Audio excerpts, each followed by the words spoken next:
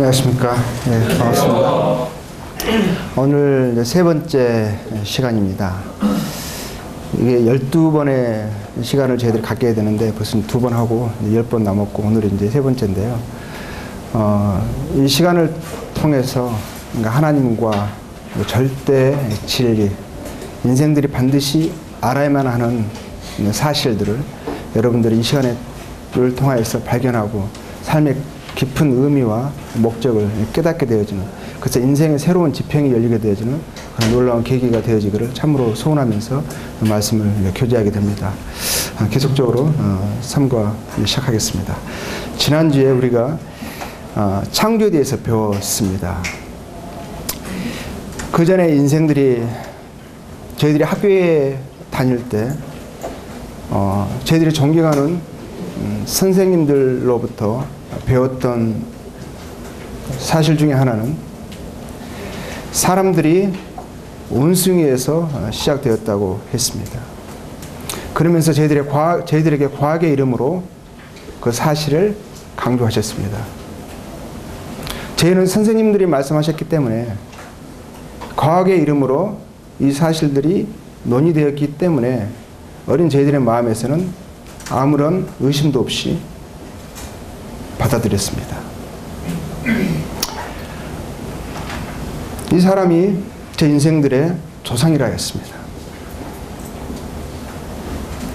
원숭이에서 사람으로 진화되어서 현재 저희들의 모습이 되어졌다 했습니다. 지금 현존하는 인생 중에서 가장 그래도 진화된, 가장 최근의 진화, 최상의 인생들이라 한다면 유럽인들이라 했습니다. 그들이 보여준 진화의 최종 단계가 저희들의 모습이 아니라 코가 오똑하고 또 키가 저희들보다는 조금 더 큰 유럽 사람이 저희들보다 더 뛰어난 존재들로 그냥 그림을 봤을 때는 묘사되었습니다. 이 발견이 이루어지고 나서요, 이 그림을 저희들이 원숭이에서 사람으로 진화되어지는 중간 단계라고 말을 하고 나서 이에 대한 과학적인 자료로서 1891년에 유게네 두보아라는 이 박사가요, 인도네시아 자바에서 인간이 원숭이에서 오랜 시간에 걸쳐 지금의 현재 인간으로 진화가 되었는데, 그 중간 단계 이 과정, 그 중에 그것의 증거로서 이 자바 원인을 말했는데, 자바 원인이라는 것은 인도네시아 자바에서 증거를 발견하였다고 하였기 때문에 그렇습니다. 증거는 두 가지였습니다. 이것을 유게네 두보아가요, 증거로 제시하면서 발표했을 때, 그때 시대에는 정말 획기적인 발견이다, 과학의 승리다 하면서요, 이 사람이 그 도시로 들어가는데 도시 전체가 난리가 났다고 합니다. 신문에 대서특별되면서요, 이건 과학의 승리다, 획기적인 발견이다 하면서요, 그때 전 세계에 이것이요 엄청난 사건이 되었습니다. 근데 몇 년 후에 이것이 사기극으로 드러났어요. 사기극. 자, 하나님께서요, 지난주에 저희들이 배웠습니다. 하나님께서 금방 저희들이 본 것도요, 하나님 넷째 날에 해와 달과 별들, 우주를 창조하셨는데요, 말씀으로 하셨습니다. 하나님께서 가라사대 하시고요, 광대한 우주를 펼치시고 별들을 지으시고 하나님이 말씀하시자 그대로 되어졌습니다. 근데 그것이요, 우리 인생들이 하늘을 바라보고 또 별들을 바라보았을 때요, 우리가 셀 수 있는 것이요, 정말 가장 좋은 눈을 가진 인생이라 할지라도 셀 수 있는 별의 숫자는 5,000개가 넘지 않는다고 합니다. 그런데 왜 하나님께서 그 광활한 우주, 아직까지도 이렇게 첨단 과학이 발전한 현대 시대에 있어서도 우주의 그 공간을 감히 측정하지 못하고 아직도 설명할 수 없는 무한한 우주라고 말하는 그 광활한 우주를 왜 그렇게 창조하셨는가? 인생들이 볼 수 있는 부분은 극히 극소수인데 그 부분인데도 불구하고 왜 그렇게 하셨을까? 생각해 보면은요, 하나님께서 말씀하셨습니다. 그건 하나님의 크심과 광대하심을 표현하는 것이고 나타내는 것입니다. 하나님이 얼마나 크신 분이신가를, 하나님께서 전지전능하심을, 위대하심을 그것을 통해서 보여주는 작은 그림의 그림자에 불과하다는 것입니다. 그러면 하나님께서 이 광활한 우주와 또 지구와 지상에 있는 모든 것들을요, 하나님께서 누구를 위하여 창조하셨겠는가? 여섯째 날에 지어진, 마지막에 지어진 원숭이나 동물들을 위하여 지으신 게 아니고 그것들이 목적이 아니었다는 것입니다. 또 하나님께서요, 이러한 것들이 우주 공간이나 지구와 또 공기와 또 해와 달과 별들과 또 하나님께서 어떤 꽃과 어떤 과일들이 하나님 자신에게 필요하기 때문에 하나님께서 그것을 창조하신 것이 아니라, 하나님께서는요, 이 모든 것이 존재하기 전에도요, 하나님 자신의 전지전능하심으로 하나님 스스로 아무런 필요도 갖지 않으신 그분께서요, 충만하신 가운데 존재하셨다는 것입니다. 하나님께서 어떤 부족을 느끼셔서 우주와 그 안에 있는 존재하는 모든 것들을 하나님께서 지으신 것이 아니라 하나님께서 이 모든 것을 창조하신 창조의 목적이 있었습니다. 지구를 그렇게 아름답게 지으시고 창조하신 것은 하나님 자신을 위하심이 아니라 하나님께서 목적하신 그 목적을 이루시고자 함이요, 목적을 나타내시는 것이었고요. 하나님께서 마지막에 창조하시고자 하는 그 창조물, 그들을 위해서 지금 그 전에 필요한 모든 것들을 하나님께서 지으신 것입니다. 그럼 그게 마지막에 하나님께서 목적하신 창조의 결정체, 그들은 누구였을까요? 인간이었습니다. 하나님께서 인간을 어떻게 창조하셨는가가요, 성경에 이렇게 기록되어 있습니다. 하나님이 가라사대 우리의 형상을 따라 우리의 모양대로 우리가 사람을 만들고 그로 바다의 고기와 공중의 새와 육축과 온 땅과 땅에 기는 모든 것을 다스리게 하자 하시고 하나님께서 결정하셨습니다. 하나님께서 인생을 창조하시기로 하셨습니다. 그리고 인생을 창조하실 때 어떤 방식으로 어떤 모양과 형상을 따라서 지으실 것을 하나님께서 계획하시고요, 하나님께서 목적을 두시고요, 하나님께서 인생을 창조하시기로 하셨습니다. 그리고 하나님이 자기 형상, 곧 하나님의 형상대로 사람을 창조하시되 남자와 여자를 창조하시고, 하나님께서 인생을 창조하시는데 자기의 형상대로 하나님의 모양을 따라서 인생들을 지으시기로 계획하셨고 지으셨습니다. 그러면 하나님의 형상대로라는 그 의미가 무엇일까요? 인생들을 보면은요, 인생들 가운데서 하나님의 형상이 나타납니다. 왜? 하나님께서 하나님의 형상과 모양을 심기셨기 때문에요. 인생을 우리가 궁구히 연구하고 살펴보면은요, 우리 자신을 살펴보면은 우리가 하나님을 알 수 있다는 것입니다. 하나님의 모양과 형상을 발견할 수 있다는 거예요. 왜? 하나님께서 인생들을 하나님의 형상대로 지으셨다 하셨기 때문에 그러시는 거예요. 그러면 하나님의 형상대로 지어졌다는 그 의미가 무엇일까요? 자, 우선 레위기 26장 1절 말씀 보면 이런 말씀이 있습니다. 너희는 자기를 위하여 우상을 만들지 말지니 목상이나 주상을 세우지 말며 너희 땅에 조각한 석상을 세우고 그에게 경배하지 말라. 나는 너희 하나님 여호와임이니라. 형상을 생각하면 모양을 생각합니다. 어떤 물질을 생각합니다. 그러면 하나님께서 사람을 형상대로 지으셨다 하니까 그러면 하나님도 우리와 같은 이런 물질을 가진, 외형을 가진 그러한 존재로 생각할 수 있어요. 근데 이런 말씀들을 통해서 보면은 하나님께서 하나님의 모양이라고 생각해서 어떤 것을 상상해서 어떤 모양의 우상을 짓는 것을 하나님께서 하지 말라고 금하신 거예요.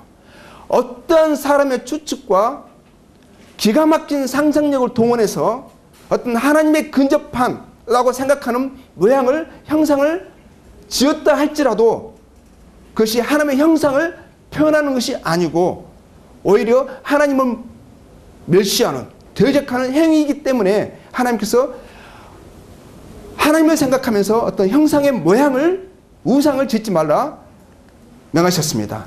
그리고요, 우상을 짓는 자들을 향해서 하나님 이렇게 말씀하십니다. 그 생각이 허망해지며 미련한 마음이 어두워졌나니 스스로 지혜에 따라 우준하게 되어. 미련한 인생들이 정말 스스로 지혜 있다고 스스로 얘기지만 정말 어리석임이 극치에 다달해서 인생이 무엇을 짓느냐, 하나님을 생각하면서 하나님의 모양을 생각하면서요 이러한 일들을 한다는 것입니다. 썩어지지 아니하는 하나님의 영광을, 영원하신 하나님의 영광을 썩어질 사람과 금수와 버러지의 형상의 우상으로 바꾸었느니라. 하나님을 어떤 형상의 우상으로 생각한다는 것입니다. 어떤 모양과 형체를 가진 물질적인 외형을 가진 그런 존재로 생각한다는 것. 이것이요, 생각이 허망한 것이고 미련한 마음이 어두워진 어리석음의 극치를 말씀하고 있는 것이라는 것입니다. 그러면은요, 하나님의 형상대로 지음받았다. 이 말은 무슨 말일까요? 하나님 분명하게 말씀하십니다. 하나님은 영이시다고.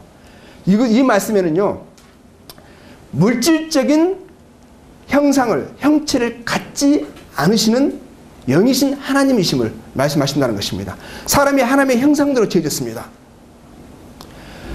이 말은요, 하나님도 우리처럼 몸을 가지시고 또 두 눈을 가지시고 어떤 손으로 만질 수 있는 어떤 그런 외형적인 물질적인 형상을 가지셨다는 의미가 아니시라는 것입니다.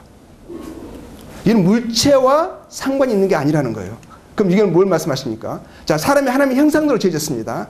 이건 분명하게 우리가 알 수 있는 것은 이것은 사람의 육체를 두고 하시는 말씀이 아니라는 거예요. 사람은 하나님의 형상대로 지어졌습니다.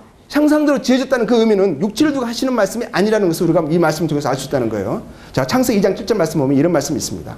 여호와 하나님이 흙으로 사람을 지으시고, 자, 흙으로 사람을 지으시고, 흙으로 사람을 지으신 그것은요, 육체를 두고 하시는 말씀이죠.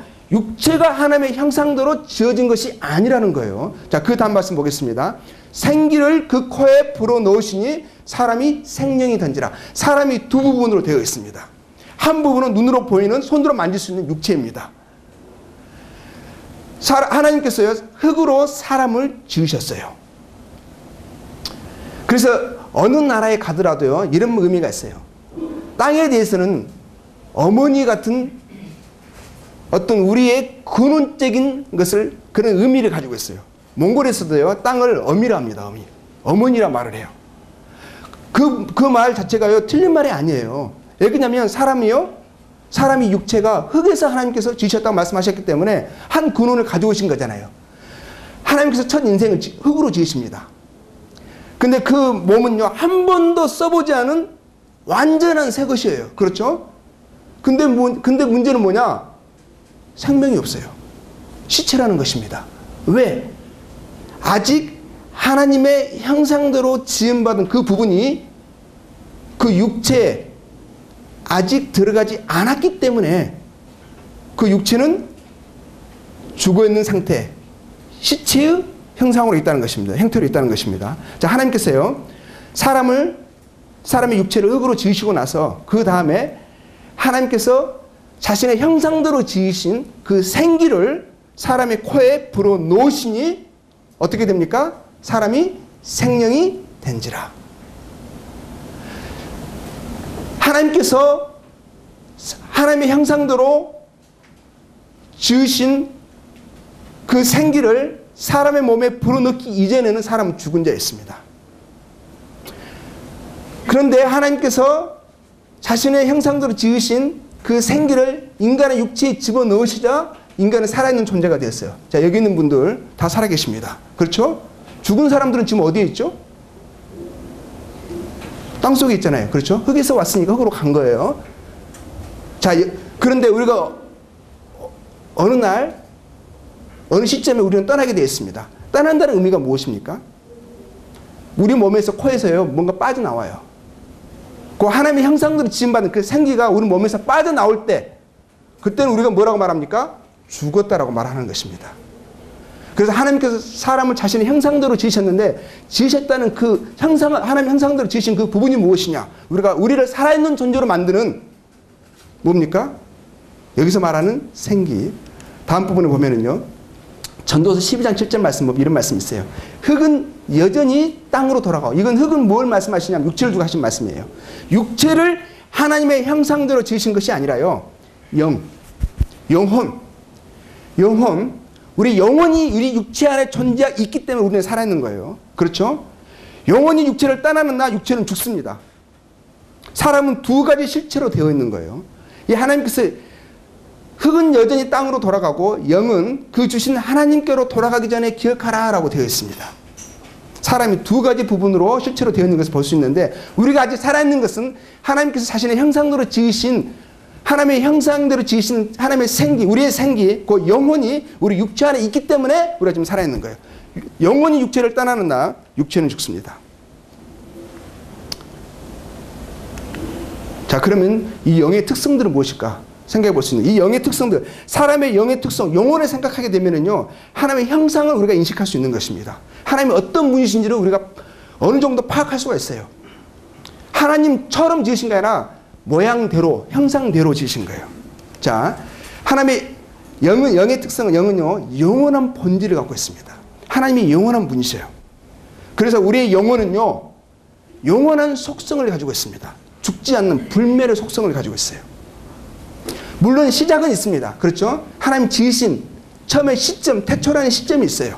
그렇지만 끝은 없는 것입니다. 그래서 우리 영혼은 영원한 본질로 지어졌다는 거예요. 우리의 인간의 실상은 무엇이냐? 육체가 아니라 우리 안에 있는 영혼이라는 것입니다. 우리가 생각하고 느끼고 모든 것이요, 무엇의 행동이냐? 실상의 반영이냐면요, 우리의 참 본질은 영혼의 표현이고, 영혼이 우리의 실체라는 것입니다. 자, 그리고 영혼은요, 하나님께서는 전지하신 분이십니다. 모든 것을 아십니다. 생각하십니다. 인식하십니다. 지적인 분이십니다. 그래서 하나님께서 우리 영혼을 하나님의 전지하신 지적인 능력을 쫓아서요, 우리 인생들을 지적인 존재로 지으신 것입니다. 그래서 우리 인생들은 생각하고 느낄 수 있어요. 인생이 있는 존재들이라는 것입니다. 그래서 인생들은요, 깨달아 알아서요, 하나님을 알 수 있는, 하나님을 인식할 수 있는, 하나님을 배워서 하나님을 닮아갈 수 있는, 하나님과 교통할 수 있는 지각 있는 존재로 지으신 거예요. 하나님을 깨달아 알 수 있는 존재로 지으셨다는 것입니다. 동물들은요, 하나님의 형상대로 지으지 않으셨어요. 영혼이 있는 존재가 아니에요. 그래서 그들은 어떻습니까? 동물 중에 하나님 인식하는 동물이 있어요? 하나님을 찾고 구하는 동물이 있습니까? 인생들만 배우고 깨달아 알 수 있는 거예요. 하나님과 교통할 수 있는 지적인 존재로 하나님의 형상을 따라 지어진 존재라는 것입니다. 또요, 하나님은 정적인 분이십니다. 그래서 성경 말씀 보면은요, 하나님이요, 사랑이시고, 또 하나님이 기뻐하시고, 또 어떠한 부분에 있어서 하나님 분노하시고 슬퍼하시고요, 이런 하나님의 감성적인 부분이요, 성경에 나와 있습니다. 하나님은 정적인 분이십니다. 그래서 하나님께서 자신의 형상을 따라서 인생을요, 감성적인 존재로 지으신 거예요. 그래서 우리 이성적인 지각을 통해서요, 지적인 능력을 통해서 우리는 하나님의 어떠하심들을 배우게 됩니다. 하나님 우리를 사랑하신다는 것을 배우게 됩니다. 알게 됩니다. 그리고 우리가 하나님의 형상을 따라 감성적인 존재로 지어졌기 때문에 하나님 우리의 사랑하심을 느낄 수가 있는 것입니다. 그리고 그 하나님의 사랑을 느껴서 그 사랑을 표현할 수 있는, 사랑의 감정을 전달할 수 있는, 느낄 수 있는 이런 감성적인 존재로, 그 하나님과 교통할 수 있는 존재로 지으셨다는 거예요. 그리고 하나님은 의지적인 존재이십니다. 하나님은 이것을 할 것인가 말 것인가, 하나님은 선택할 수 있는 의지를 가지신 분이십니다. 그래서 하나님께서 인생들을요, 자신의 형상을 따라서 의지적인 존재로 지으셨습니다. 우리 인생들이요, 지적인 능력을 쫓아서 하나님 어떠하신지를 배우고 알게 됩니다. 하나님의 속성을 깨닫습니다. 인식합니다. 그리고 하나님 우리를 얼마나 사랑하시는가, 하나님 우리의 사랑하신 정도를 우리가 느낄 수 있습니다. 파악할 수 있습니다. 그리고 이제는 이 좋으신 하나님을, 이 크시고 놀라우신 하나님을 따르고 순종함이 마땅하다는 것을 우리 스스로 결단해서, 선택해서 결단할 수 있는 자의지를 가진 완전한 존재로 지으셨다는 것입니다. 그 사람만 하나님과 교통할 수 있는, 곧 하나님께서 인생을 지으신 것은 하나님 자신과 교류를 나눌 수 있는, 교통할 수 있는, 소통할 수 있는, 영원한 관계를 맺을 수 있는 그러한 존재로 인생들을 지으셨다는 것입니다. 그래서 하나님의 형상대로 지어졌다는 이 부분이 너무너무 놀라운 것이에요. 자, 이 말씀 보면 우리가 읽었던 말씀인데 하나님이 인생을 지으실 때 가라사대 하셨습니다. 하나님의 말씀으로 인생을 지으셨습니다. 가라사대. 하나님의 말씀이 생명의 원천입니다. 또 여기서 우리가 알 수 있는 것은 하나님이 가라사대, 하나님 한 분이시잖아요. 그렇죠? 한 분 하나님이신 우리가 분명히 알 수 있는데 하나님 인생을 지으실 때요, 우리라는 표현을 쓰세요. 단수가 아닌 복수, 하나 이상의 복수로 하나님 자신을 지칭하시는 것입니다. 그리고 우리의 형상대로, 우리의 모양대로 하시면서 복수를 말씀하세요. 자, 이 부분이요, 하나님은 한 분이시지만 세 분의 하나님이심을 또 말씀하십니다. 이름까지요, 우리 인생들이 이해할 수 있는 용어로요, 성경의 마태복음에 다른 성경에 기록되어 있습니다. 아버지 하나님, 아들 하나님, 성령 하나님. 아버지 하나님, 아들 하나님, 성령의 하나님. 한 분이시면서 세 분이시고, 세 분이시면서 한 분이십니다. 이거를 우리들이 신학적인 용어로 삼위일체라 합니다.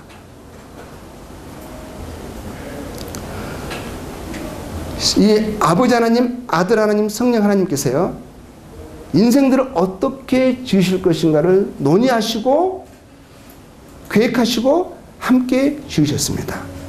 우주 만물을 창조하신 하나님, 한 분이시지만 아버지 하나님, 아들 하나님, 성령 하나님께서요, 함께 지으신 것입니다. 함께 참여하신 것입니다. 동일한 능력과 동일한 권위를 가지시고 창조주로서 그분의 전지전능하심을 밝히 만드신 만물을 통해서 드러내신 것입니다. 또 여기서 보면은 하나님이라고 합니다. 또 하나님들 이렇게 하지 않고 하나님이라 하십니다. 하나님은 한 분이시면서 세 분이시고 세 분이시면서 한 분이신 것입니다. 삼위일체의 하나님. 유일하신 한 분 하나님이심을 분명하게 말씀하고 계십니다. 자, 삼위일체의 하나님 우리가 알 수 있고요. 이렇게 아버지 하나님, 아버지도 하나님이시고요. 아버지 하나님, 아들 하나님도 하나님이십니다. 성령 하나님도 하나님이시고 동일하십니다. 그렇죠? 그러면 어떨 때는 아버지를 아들이라 부르고 아들을 아버지라 부르면서 한 분이신데 서로 이름을 상황에 따라서 다르게 하시느냐? 그게 아니라는 것입니다. 아버지, 아들은 다릅니다. 또 어떨 때는 아들을 성령이라 하시고 또 성령을 아들이시라 하시는가? 그게 아니라 서로 다른 인격을 가지신 분이시라는 것입니다. 다른 율격이에요, 율격. 서로 다르신 분이시라는 것입니다. 아버지와 성령도 마찬가지예요. 그렇지만 서로 다른 분이시지만 아버지와 아들과 성령은 하나님이시라는 것입니다. 한 분이시고 한 분이시면서 세 분이시고 세 분이시면서 한 분이신 거예요. 그래서 우리는 하나님들이라 하지 않고 하나님이라 합니다. 이게 우리는 한 인격만 가지고 있어요. 우리 인생들은 그렇죠. 우리는 완전히 그렇기 때문에 파악하기가 힘들어요.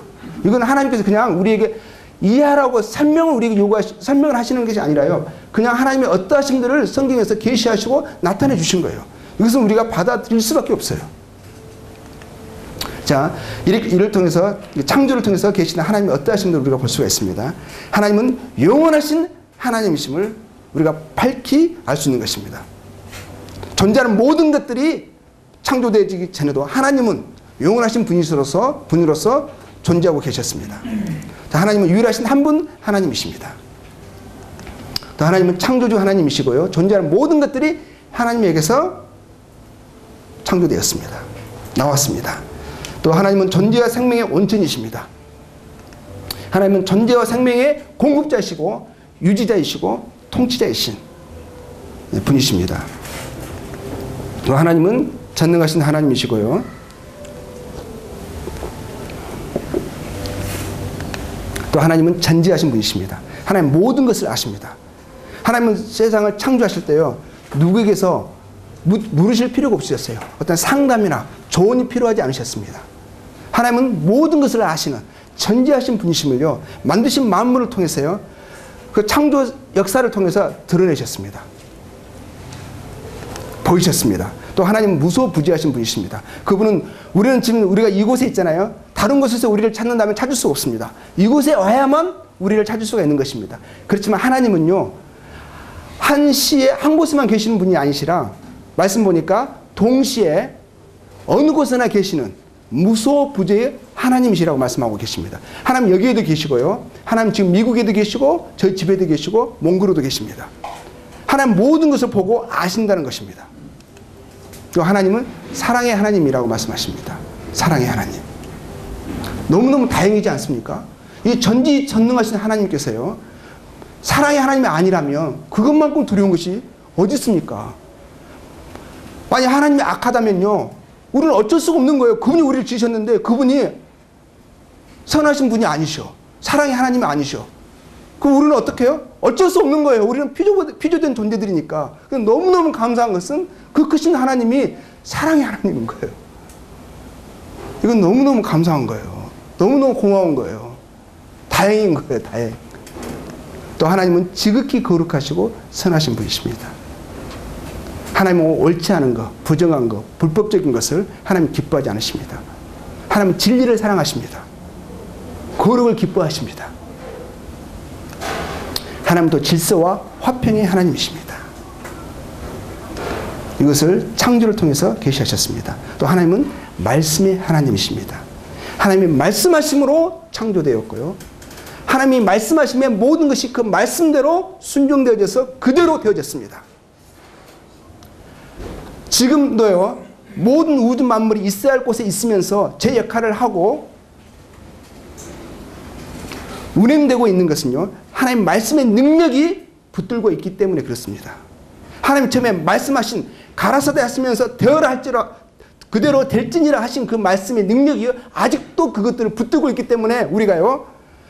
10만 킬로 이상의 속도로 태양 주변을 돌고 있는 이 지구 속에서 이렇게 평화롭게 아무런 문제 없이 안정되게 평화롭게 살고 있는 것입니다. 하나님은 능력의 하나님이시고요. 말씀의 하나님이십니다. 말씀하시면 모든 것이 그대로 되어졌습니다. 무한한 우주 공간이라 할지라도 말씀하시면 단 한마디에 그대로 펼쳐졌습니다. 어찌 하나님의 말씀에 불순종하고 거역할 수 있겠습니까? 모든 것이 그대로 되어졌는데 지옥도요. 하나님이 말씀하심에 그대로 창조되었습니다. 하나님은 두려우신 분이십니다. 말씀이 능력되십니다. 어찌 그 말씀을 가볍게 여길 수 있겠습니까? 하나님은 절대의 주권자이시고 통치자이십니다. 모든 것의 주인이십니다. 왜? 그분이 지으셨으니까. 그분에게서 나왔으니까. 그분이 통치하십니다. 그분이 마지막에 하나님이 지으신 목적대로 잘 사용되었느냐 그렇지 않느냐에 대해서 하나님이 판단하시고요. 그렇지 않는 것에 대해서 상응한 형벌을 심판을 내릴 수 있는 권리를 가지신 분이십니다. 그래서 하나님이 심판주이신 것입니다. 또 하나님은 영이신 하나님이십니다. 하나님 우리가 지금 존재하는 우리의 공기, 에어컨, 먹을 음식, 공간 다 필요합니다. 이것은요. 하나님이 자신에게 필요해서가 아니라 우리 인생들이 육체적인 존재로 하나님께서 지으셨기 때문에 육체의 필요를 위해서 하나님 지으신 거예요. 근데 하나님이 영이신 분이기 때문에 우리가 필요한 모든 것들을요. 가지지 않으십니다. 그것에 대해서 하나님이 자유로우신 거예요. 그래서 사람들이 하나님을 생각하면서 하나님 뭔가를 드리려고 합니다. 제사를 드리는 것 보면 하나님 상을 펼쳐놓습니다. 참 하나님은요. 그게 필요하지 않으세요. 하나님은 육체가 아니시고 영이신 분이시기 때문에 모든 보이는 거, 먹는 거, 느끼는 거, 만지는 거 이거 다 육체의 필요이지 않습니까? 또 하나님은 지정의의 인격의 하나님이십니다. 또 하나님은 삼위일체의 하나님이심을 창조를 통해서 계시하셨습니다. 자, 여호와 하나님이 천지를 창조하신 때 천지에 창조된 계략이 이러하니라. 자, 여호와 하나님이요 땅에 비를 내리지 아니하셨고 안개만 땅에서 올라와 온 지면을 적셨더라 되어 있습니다. 처음에 하나님께서 인생을 창조하실 때 창조하시고 우주 만물을 지구를 창조하셨잖아요. 그럴 때 이 지구에 필요한 수분들을 공급하실 때 현재는 비를 통해서 공급되잖아요. 근데 하나님이 세상을 처음에 창조하실 때는 비를 통해서 지상에 수분을 공급하시는 것이 아니라 땅에서 안개가 올라와서 지면을 적시게 하시고요. 땅에서 물이 올라와서 필요한 수분을 공급하셨다는 것입니다. 비가 아닌 안개로. 자, 그러고 나서 하나님께서요. 2장 8절 말씀 보니까 여호와 하나님이 동방의 에덴의 동산을 창설하시고 지으신 사람을 거기 두시고 생각해 보세요. 지구는 너무너무 아름답게 지으신 것입니다. 그 사랑의 하나님이 능력의 하나님이요. 지상을 얼마나 아름답게 지으셨겠어요. 그런데 인생을 창조하시고 나서, 창조하시기 전에요. 또 인생을 위해서 그 아름답게 지어진 것에 대해서 하나님이 또 다른 공간을 생각하시는 거예요. 최상의 최상. 마치 우리가 정말 오랫동안 기다리던 이제 자녀를 놓게 되는데, 자녀가 곧 태어납니다. 이제 해산 날이 다가왔습니다. 그 아이를 위해서 방을 예쁘게 꾸미는 부모의 마음처럼 모든 것을 준비하는 그 들뜬 마음으로, 설렘 마음으로 태어날 아이를 위해서 필요한 모든 것을 갖추고 준비하는 부모의 심정으로, 사랑이 충만한 그런 상태의 마음으로 하나님은 가장 아무런 흠도 부족도 없는 그 상황에서 또 다른 최상의 것을 또 생각하시고 완전한 결집으로 최상의 동산을, 공간을 하나님 또 지으시는 것입니다. 그것은 에덴 동산이었습니다. 에덴 동산을 창설하신 것을 통해서 우리가 뭘 알 수 있습니까? 하나님의 사랑이 얼마나 크심을, 얼마나 마음이 넓으심을 우리가 알 수 있는 것입니다. 하나님의 그 인생을 향한, 이 마지막에 창조하시는 인생을 향한 그 마음이 얼마나 크심을, 얼마나 사랑하심을, 얼마나 가치를 두심을 우리가 알 수 있는 거예요. 그리고 에덴 동산을 지으실 때요, 지으시고 나서 인생들에게 이제 묻습니다. 그들 필요를 먼저 물어보고 나서 너 혹시 지금 있는 것이 별로 마음에 들지 않니? 내가 너를 위해 좀 더 좋은 공간을 지어볼까? 라고 물으실 필요도 없으셨어요. 왜냐하면 지금 있는 자체로도 인생은 최상인 거예요. 아무런 부르도 부족도 느끼지 못하고 있는 거예요. 근데 하나님께서 에덴 동산을 지으실 때 인생에 물으시지 않고 또 물으실 필요도 없으셨어요. 인생들은 몰라. 하나님이 다 아시는 거예요. 하나님 인생을 지으셨고, 하나님 인생이 무엇을 기뻐하고 원하고 또 뭐가 즐거운지를 하나님이 아시는 거예요. 그래서 하나님께서 에덴 동산을 지으시고요, 사람에 물어보지도 않으신 거예요. 그리고 거기에 두셨습니다. 하나님의 주권이신 거예요. 하나님이 인생들을 더 잘 아시는 거예요. 또 하나님이 사랑의 하나님이시기 때문에 가장 좋은 곳에 인생들을 주신 것입니다. 이를 통해서 하나님의 전지하신 것, 주권자이신 하나님과 통치자 하나님이심을 우리가 또 깨닫게 되는 것입니다. 자, 에덴 동산 이렇게 지으시고요. 그럼 에덴 동산이 그럼 어디에 있었을까 생각을 해보게 됩니다. 자, 이 앞에 말씀이 에덴 동산 읽어보면은 에덴 동산에서 네 강이 발원인데요. 네 강이 발원되는데 그 네 강 중에서 두 강의 이름은 나오지 않습니다. 지금은요 그 두 강이 흔적이 없어요. 그런데 동일한 이름으로 티그리스와 유브라데라는 그 이름은요 그대로 나옵니다. 나오는데요, 지금도 동일하게 지금도 세계 지도 보면 티그리스와 유브라데 강이 나옵니다. 그리고 인류 문명의 첫 발상지가요 메소포타미아라고 우리가 들어봤을 것입니다. 그 메소포타미아가 그 말 자체가 무슨 뜻이냐면 두 강 사이에 있는 땅을 말하는 거예요. 두 강이 뭐냐면 티그리스와 유프라tes, 이 두 강 사이에 있는 이 땅에서요 문명이 시작됐습니다. 메소포타미아에서. 근데 이게 1987년 그 과학 잡지를 보니까 인공위에서 포착된 사라진 강들의 흔적을 찾아가지고 그게 이제 이 부분으로 나타나는 것을 보게 됐습니다. 이게 하나 강의 이름은 비손이고 기온, 이 두 강의 이름이 나와 있어요. 그래서 과학 잡지에서도 이 위에서 보니까 지면에서 봤을 때는 보이지 않는데 지상 위에서 보니까 흔적이 보이는 거예요. 강의 흔적들이. 그래서 대략 추측하기를 이 네 강의 발원지인 이 부분에 에덴 동산이 있었을 것이라고 대략 추측하고 있습니다. 자, 창세기 2장 9절 말씀 보니까 그 다음에 여호와 하나님이 그 땅에서 보기에 아름답고 먹기에 좋은 나무가 나게 하시니 동산 가운데에는 생명나무와 선악을 알게 하는 나무도 있더라. 자, 하나님 에덴 동산 중앙에 생명나무와 선악을 알게 하는 나무를 두십니다. 이 나무를 두신 목적이 무엇일까요? 이 나무가 의미하는, 상징하는 의미는 무엇일까요? 자, 생명나무와 선악을 알게 하는 나무를 두셨고요. 또 여호와 하나님이 그 사람에게 명하여 가라사대 이렇게 말씀하십니다. 동산 각종 나무의 실과는 내가 임으로 먹되 선악을 알게 하는 나무의 실과는 먹지 말라. 내가 먹는 날에는 정령 죽으리라 하시니라. 자, 하나님께서요 그 사람에게 명하여서요 동산의 각종 나무의 실과를 내가 임으로 먹으라 하시고요. 그리고 단 한 구리의 나무만 하나님이 금하십니다. 그 나무의 이름은 선악을 알게 하는 나무, 선악과라고 하였고 그 나무를 먹는 날에는 그 사람이 받게 될 형벌까지 분명하게 하나님께서 언급하셨습니다. 자, 우리가 이 말씀을 통해서 우리가 생각할 수 있는 것은요, 여호와 하나님이 그 사람에게 명하여 가라사대 하셨습니다. 하나님이 말씀하셨어요. 이것은 존재하는 모든 것들이 하나님의 말씀으로 존재케 됐음을 또 의미합니다. 하나님이 법을 주신 거예요. 법을 세우신 거예요. 하나님의 말씀하심에 그대로 되어졌고요. 인생들에게 그 어미하신 능력의 말씀, 모든 생명의 말씀, 창조의 말씀으로 인생에게 다시 명하신 것입니다. 인생에게 명하신 거예요. 존재하는 모든 것들이 하나님의 말씀으로 그대로 되어졌습니다. 그 말씀으로 인생에게 명하여 가라사대 하셨어요. 생명을 가진 모든 생명체는 하나님의 말씀으로 그 생명을 갖게 되었습니다. 그리고 하나님께서요, 자유를 주셨어요. 동상 각종 나무의 실과는 내가 임으로 먹되, 내가 임으로 정말 너를 위해서 지은 것이다. 내 기쁨과 내 필요를 채우기 위하여 지은 것이다. 즐겨라, 누려라 하셨습니다. 완전한 자유를 주셨습니다. 하나님은 사람들에게 자유를 주십니다. 그리고 하나님의 말씀 안에 참 자유가 있습니다. 하나님 자유를 주셨잖아요. 그 말씀 안에 참 자유와 기쁨이 있다는 것입니다. 하나님은 자유를 주시는 분이십니다. 그 자유도 어디에 있느냐? 하나님의 말씀 안에 있다는 것입니다. 참된 자유는. 자, 그리고 하나님께서 말씀하셨어요. 먹지 말라. 명하여 말씀하셨죠. 명하여 명령하셔서 말씀하시고, 그 명령은 무엇이었냐?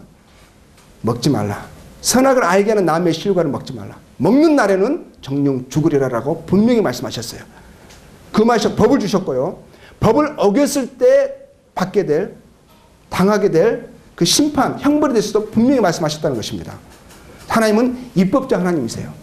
하나님의 법을 선포하십니다. 하나님이 존재하는 모든 것에 질서와 법칙을 주셨어요. 그리고 인생에게요, 법을 주셨습니다. 그 법을 세우실 수 있는 합법적인 권리를, 권한을 가지신 분이세요.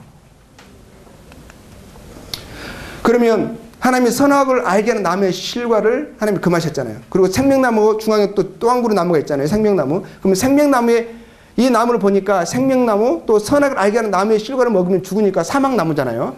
반대되는 나무인데 왜 생명나무라 하셨고 이 다른 나무를 반대되는 나무를 사막나무를 하지 않고 선악을 알게 하는 나무를 하셨을까요? 그 의미가 궁금하지 않으세요? 저는 이게 궁금했었어요. 왜 사막나무라 하지 않으시고 선악을 알게 하는 나무를 하셨을까? 근데 이 말을 다른 말을 생각해 보니까요. 선악을 알게 하는 그 의미가요. 사망이라는 의미였습니다. 사망. 그게 무슨 말이냐면요. 모든 선악은 누가 하십니까? 선과 악을 누가 기준하시고 누가 정하셨습니까? 하나님이십니다. 그렇죠? 하나님이 거룩하신 분이시고요. 하나님이 선하신 분이세요. 그 기준은 누구시냐? 하나님이십니다. 하나님을 벗어나는 것, 하나님을 떠나는 것은요. 선을 떠나는 것이기 때문에 거룩을 등지는 것이기 때문에 그것은 악이고요. 그건 불의인 것입니다. 선과 악의 결정은 하나님이 하시는 거예요. 하나님이 하라 하시면 그건 선이시고 하지 말라 하시면 그건 악인 것입니다. 거룩이 결정하는 거예요. 그렇죠? 근데 하나님이 기준이 되는 것이 아니라 하나님 이건 선이라 말씀하셨어요. 이건 악이라 말씀하셨어요. 이건 죄다 말씀하셨어요. 왜? 하나님과 반대되는 속성이기 때문에. 그런데 인생들이 사람들이 하나님의 기준을 따르지 않는 것입니다. 자기가 자기의 기준이 되는 거예요. 선과 악을 자기가 구분하는 거예요. 자기가 결정하는 거예요. 하나님 뭐라 말씀하시냐면 그렇게 하지 말라고 하시는 거예요. 선악의 기준은 하나님이라고 말씀하시는 거예요. 하나님 먹지 말라 하셨으면 내 생각에는 이것이 아니라 하나님이 하지 말라 하시면 그건 악인 거예요. 내가 하나님을 하나님으로 인정한다면 하나님을 하나님으로 높인다면 어떻게 되겠습니까? 하나님 하지 말라는 것을 감히 할 생각을 못하는 거예요. 왜? 선악의 기준은 나에게 있는 것이 아니라 하나님께 있기 때문에. 근데 선악과는 그 의미인 것입니다. 하나님을 하나님으로 인정하지 않고 자기가 자기의 하나님 되는 거예요. 하나님이 나에게 말씀하지 마십시오. 제 인생은 제가 합니다. 제가 결정합니다. 하나님이 이걸 악이라 말씀하셨는데 무슨 말씀? 제가 보기에는 선이에요. 그게 죽음이라는 거예요. 그게 죄라는 거예요. 그래서 선악을 알게 하는 나무라는 것은 자기가 선과 악을 결정하는, 자기가 자기의 하나님이 되어지는, 그 하나님을 떠나는 것을 말씀하는 거예요. 그렇게 하지 말라는 것입니다. 왜? 하나님이 인생을 그렇게 지으시지 않으셨어요. 그 사망을 가져오는 불순종인 것입니다. 하나님 말씀대로 되어졌잖아요. 모든 생명이 하나님 말씀하심에 그대로 되어졌잖아요. 근데 하나님 말씀을 떠나는 거, 말씀을 거역하는 거, 그 불순종이 사망이라는 것입니다. 불순종이 죄악인 것이에요. 불순종이 불의인 것입니다. 왜? 생명에서부터 생명의 반대는 사망이잖아요. 하나님의 반대는 사망인 것이에요. 불의인 것이에요.